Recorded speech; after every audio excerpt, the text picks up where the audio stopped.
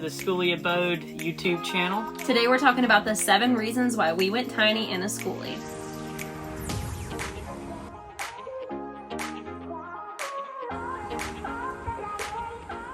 Alright, so our first reason is financial freedom. Financial freedom was a really big thing for us because we wanted to be able to set ourselves up for the future, for everything that we wanted to do.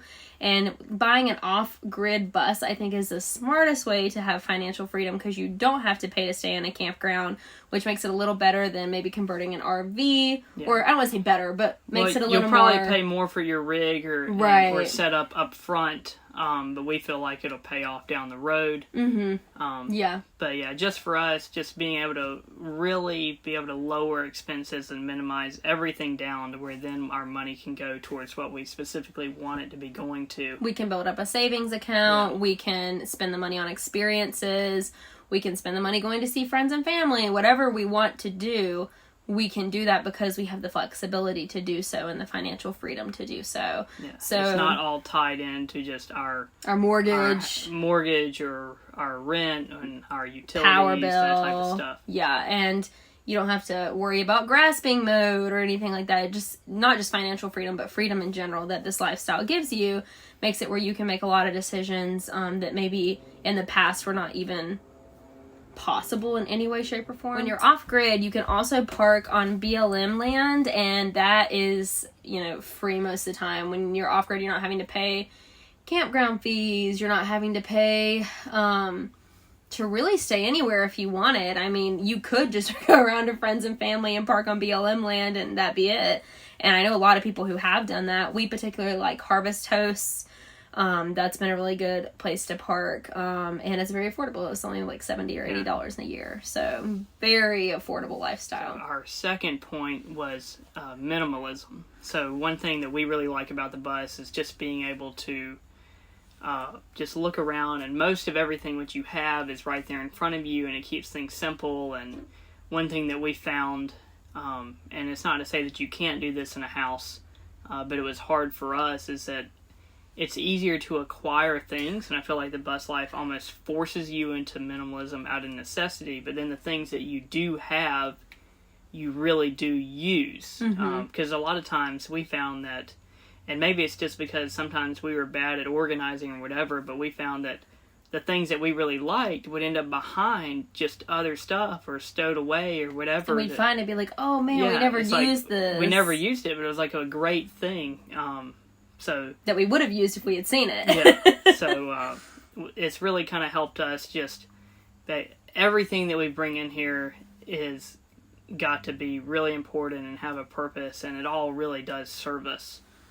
So you can kind of add to that. We definitely wanted to have experiences over stuff. We have seen, I think the generation before us, they really, for some reason, I think they put a lot of value in stuff, and I think that led into our generation, and we were like that a lot as kids, but I feel like the older Jordan and I have gotten, we don't like stuff as much anymore, and clutter stresses us out more than our parents' generation. And maybe that's just, maybe it's a Southern thing, maybe it's not even a generational thing, maybe that's and it's something that we're still working on ourselves. I mean, we still have bad habits of just clutter and stuff, and this has forced us to get a lot better in some ways, but we still have stuff that we're going through and trying to get rid of. And we do. Really we have a storage unit. Overall, just simplifying our life from a minimalistic standpoint. And our storage unit, what has been nice about this is we have still been going through it. We've gotten to donate some stuff out of it.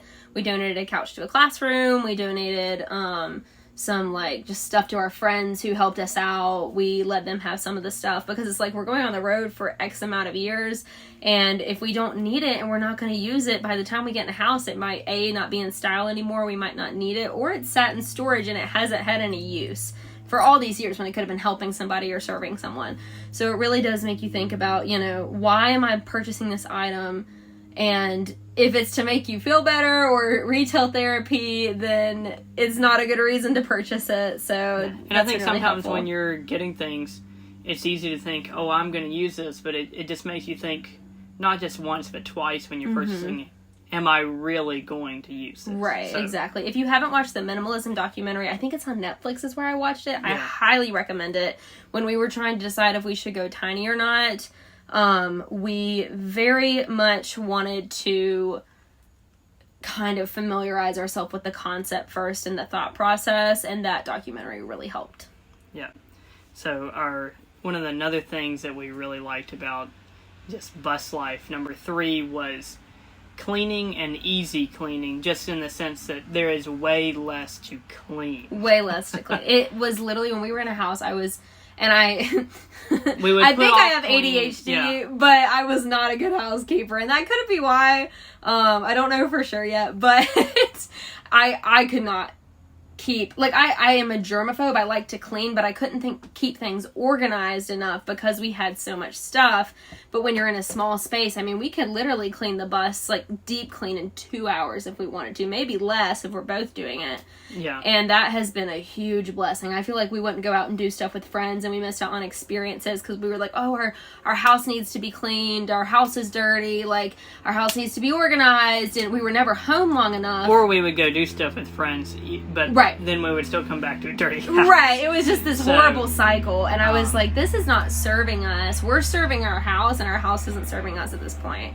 So that was a big thing, being able to, and I have had someone tell me this, like, even if it's not clean, like, go out and have the experience, but now it doesn't overwhelm me because the space is so small. Yeah, no matter what, at worst case scenario, Mm-hmm. we're talking 2, maybe 2 hours. 3 hours if you really get down into every, all the nooks and crannies. Which is really awesome.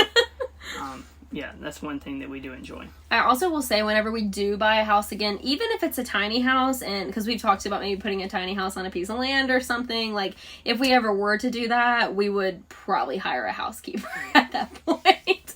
So number 4 was just the ability to be able to travel. Morgan and I, we really like the show Tiny House Nation, and one thing that we would always point out on the show, and sometimes they had the ability, was like, man, like, I really like a lot of the stuff that they're doing, and a lot of the, just minimizing everything down, making it easy to clean, and all this stuff. And I'm like, man, it feels like the one thing that they're really missing is, it would be great to just have all of these things, but then be able to travel. Yes. And then that's when we kind of started finding more of the bus life, van life content.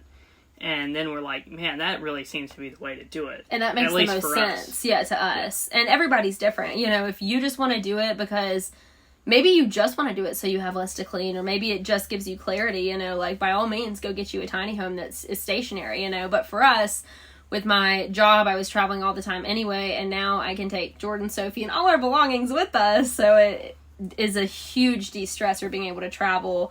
And I think it just gives you richer life, like getting to, go see a different backyard every day, and getting to go see people and have new experiences. America is a really unique country because we have so many cultures here.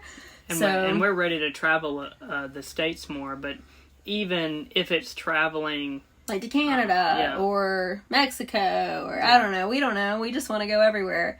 But I don't think we'll take the bus across the ocean, though. I will say that. That's probably not going to happen. But the bus does afford you more back to financial freedom of there's not a whole lot sitting there. Just like when we went to Paris for Morgan's job, we were able to leave not a whole lot behind and not a whole lot to worry about, and not many bills to pay for. All right, number 5 on the list was just being able to see family and friends. That was a big deal for us, just because we're trying to just be more relationship oriented in our lives as well. We feel like that's really important, to just be able to maintain friendships and pour into people and see family and that kind of stuff. And we don't have siblings, so our friends are kind of the closest thing we have to siblings. Yeah, there are our dog's aunts and uncles. Yeah. So we definitely, after college, I was telling Jordan, I was like, I got so sad because all my friends were pretty much in 1 or 2 states. Like, they weren't spread all throughout the country or the world or whatever. And after we graduated, everybody was so spread out. And I was like, that's so cool. With Tiny living in a school bus, we can go see them. We can park in their backyard, or we can park in their town, and we can visit them for however long we want.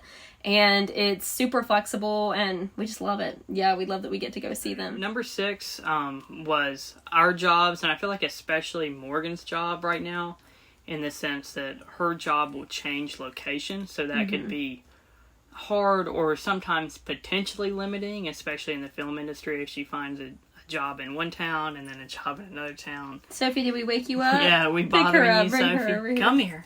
Come here. Come here, you sleepyhead. We woke her up apparently by making this video. She's very sleepy. Mwah. Did we wake you up? I'm sorry. Go back to sleep. Look at her. Fine, I'll stay up with you guys, I guess. Alright. So yeah, especially with Morgan's job, and I'm trying to move into potentially being able to do more things remote, especially after I get my CPA, that type of stuff. So, so that was just a big deal, being able to have the job flexibility and not having to be tied to a specific area. Right. Number 7 is flexibility. Yeah.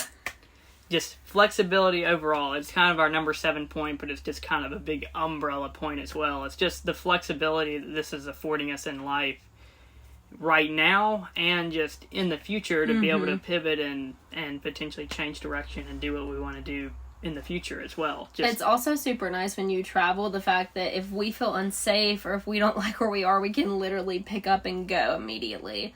So that kind of flexibility is really a big blessing, because we never have to be somewhere we don't feel safe. We never have to be somewhere we don't like the weather. We never have to be somewhere, like, we can chase the weather. We can chase the, the seeing friends and family all the time, the experiences, the travel, and we can do our jobs this way as well. So I'm excited to eventually raise kids doing this. I don't know if we'll travel full time when we have kids, but I do think having the bus to have experiences in will be a really cool way for them to get to see the world. So I'm excited about that.